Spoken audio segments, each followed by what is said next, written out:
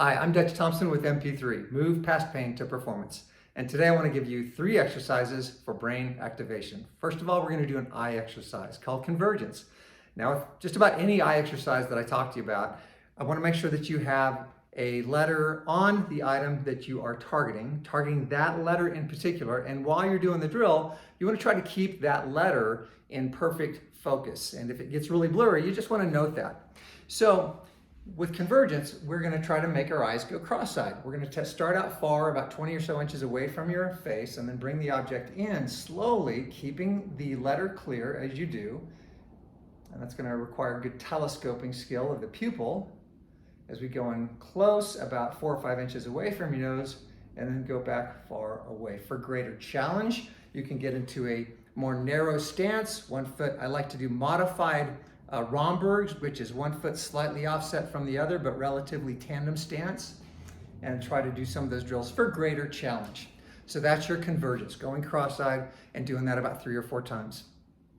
The second drill now is more body and joint related, so we're going to do a shoulder camshaft.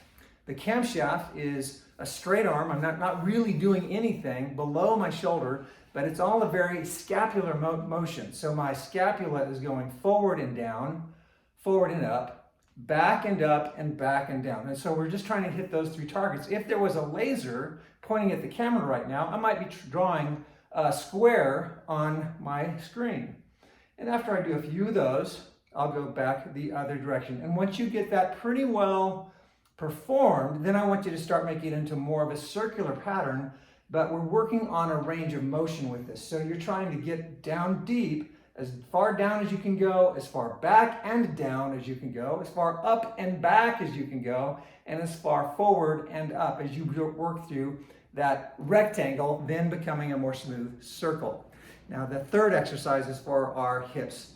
And you can do hip circles in a number of different ways, in a number of different positions. This is our standing posterior hip circle. So let me get the camera aimed down a little bit so you can see me really clearly on this.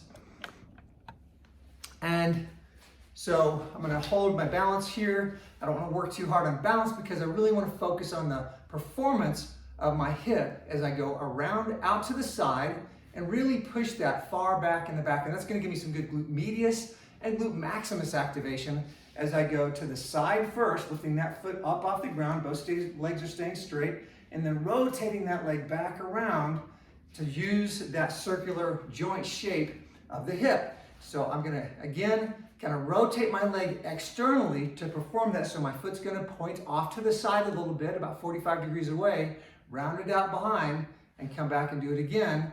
I'm not really bringing my leg to the front at all. I'm really pushing it out to the side and going back, and then do it in reverse. So go back, out to the side as far as you can, and then bring it up back to center.